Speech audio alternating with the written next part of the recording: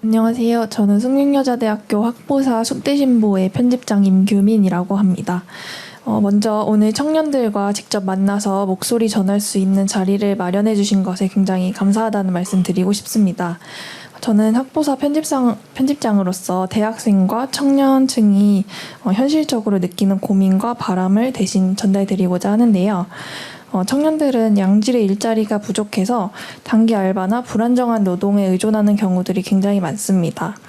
그리고 인턴, 현장 실습, 대외 활동 등의 다양한 경험이 실제 취업으로 이어지지 못하는 경우들이 많고 해당 활동들이 무급이나 저임금으로 진행되는 경우들이 더러 있는데요. 이에 청년들의 사회 경험과 취업 연결성을 높이는 그런 정책들이 청년들에게 큰 도움이 될 것 같습니다. 예를 들어 현재 노동부에서 진행 중인 일경험 사업 같은 그런 정책들을 규모를 더 확대하거나 참여 가능한 직종들을 더 범위를 넓히는 방식으로 개선하는 것이 다양한 경력을 쌓고 실질적인 취업 기회를 얻을 수 있도록 그런 방법을 마련하는 데 도움이 된다라고 생각을 하고요. 이와 관련해서 청년들의 사회 경험과 취업 연결성을 높이기 위해서 정부 차원에서 다른 사업이나 정책을 다양하게 만들어 주시면 감사하겠습니다. 그리고 오늘처럼 청년들의 직접 의견을 전달할 수 있는 자리가 앞으로도 더 늘어나면 좋겠다는 말씀을 전하고 싶습니다. 감사합니다. 네, 감사합니다. 짧은 시간 안에 양질의 일자리, 알바나 인턴, 현장 실습이 아닌 좀 더 청년들이 지속할 수 있는 부분에 대해서 말씀을 해주셨습니다. 저희 패널분들께서 혹시 답변을 해주실 수 있는 분이 계실까요? 네, 없으시면은 네, 저도 그 생각을 하고 있었는데요. 마침 고용노동부 장관님이 와 계신데요. 마이크 전달해 주시면 장관님 의견 들어보겠습니다. 네, 안녕하세요. 이거 대본에 없던 거 아니었나요? 너무 잘 들었습니다.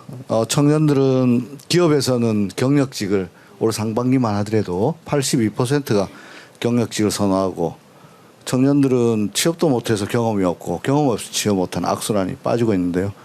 방금 아까 저 친구 말씀처럼 정부에서는 일 경험을 확대하려고 하고 있는데 구체적으로 엊그저께 대통령께서도 국무회의에서도 말씀을 하셨고 민간에게 좀 더 청년들에게 기회를 줬으면 좋겠다고 하는데 EU에서는 유스 개런티라고 해가지고 청년에게 대한 좀 더 주자는 건데 새 정부에서 AI에 대한 대대적인 투자도 하고 하기 때문에 기업하고 좀 협의를 해와야 되겠습니다만은 좀 청년 쿼터를 좀 늘려서 경험을 많이 쌓을 수 있도록 하는 것 어떨까 생각도 하고요. 그 다음에 우리가 그 저출생 문제를 해결하기 위해서 육아휴직이라든지 뭐 또 노동시간 단축을 위해서 여러 가지 연차 활성화라든지 이런 것들을 하는데 그러려면은 좀 대체율이 있어야 되거든요. 그분들이 장기간 보러 가려면 그런 자리에는 또 청년들이 가가지고 경험을 쌓는 그래서 뭐 한 일석이조로 기성세대들은 편하게 육아휴직이나 또 장기 휴가나 이런 것들을 쓸 수 있도록 하고 그 빈자리는 또 청년들이 가서 또 경험을 쌓고 하는 뭐 이런 것들 뭐 여러 가지로 고민하고 있습니다. 오늘 여러분들 좋은 말씀 주시면은 잘 검토해서 열심히 하겠습니다. 네. 고맙습니다. 네, 제가 좀 얘기해 줄까요? 우리 학보사 오늘 학보사에서 꽤 많이 오셨다고 그러더라고요. 네, 하여튼 반갑고요. 지금 청년 취업과 관련해서는 여러 가지 이제 논점들이 있는데 제가 이제 사실 이게 그리 바람직하지는 않지만 제가 대기업 회장님들한테 읍소 부탁을 해가지고 청년들 좀 뽑아주세요. 부탁을 했는데 다행히 부탁을 좀 들어주고 있어요. 그래서 하반기에 몇만 명 신규로 아마 청년들을 신입으로 뽑게 될 것 같은데 이게 매년 그러면 계속 확대돼서 갈 거냐 아마 쉽지 않을 수 있죠. 물론 뭐 삼성은 계속 하겠다고 하던데 근데 이게 어떤 문제가 있냐면 사실 이제 여러분의 문제이기도 한데요. 기업들 입장에서 경력직을 단기로 뽑는 건 이유가 있어요.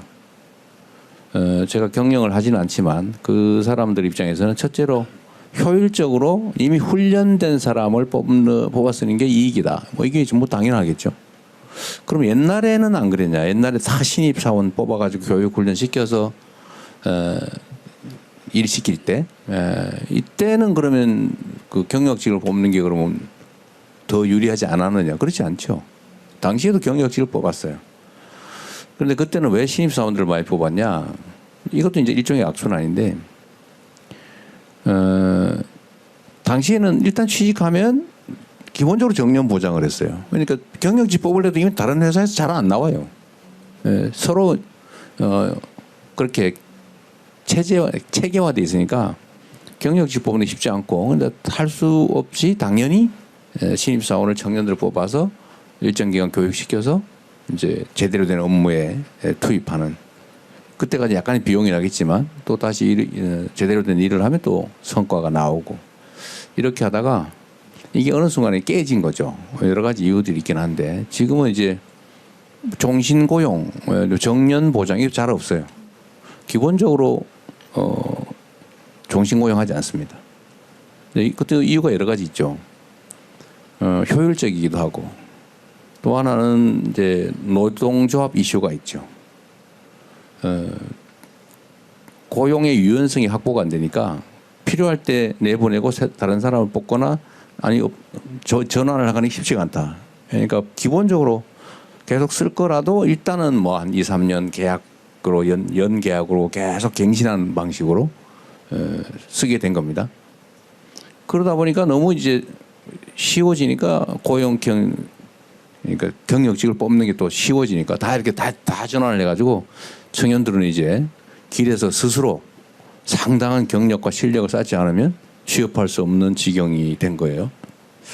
그래서 이거는 좀 구조적으로 정규직 취업을 정규직 채용을 회피하는 문화. 과연 그러면 훈련된 사람을 뽑는 것이 반드시 기업한테 유리하냐? 사실 불리하다고 해요. 기업 입장에서 그런 게 있다고 합니다. 일하는 사람들이 소속감이 없어요. 내 회사가 아니에요. 나 언제 나갈지 모르는데 뭐. 그리고 그 회사에서 내가 성과를 내가지고 그 회사가 잘 돼도 나하고 아무 상관이 없어요. 내가 언제 나갈지 모르는데. 그러니까 생산성이 사실 올라가지 않는다. 일본은 여전히 종신고용이 주류라고 지금 들었는데 저는 그렇다고 일본 기업들의 경쟁력이 떨어졌냐? 또 그렇지도 않아요. 결국 이 부분도 사실은 우리가 상당 정도 토론하고 논의해서 필요한 것들은 서로 수용하면서 고쳐야 됩니다. 그리고 우리 노동부 장관님 말하기 되게 어려울 텐데 청년 고용을 지금 어쨌든 몇만 명 해주겠다고 지금 이제 하는데 이게 지속되려면 기업들이 손실이 없어야 되거든요. 그 손실을 어떻게 보전해 줄 거냐. 교육 훈련을 기업들이 대신하는 거잖아요. 지금은 돈으로 정부 재정으로 다 교육 훈련 시키고 있거든요.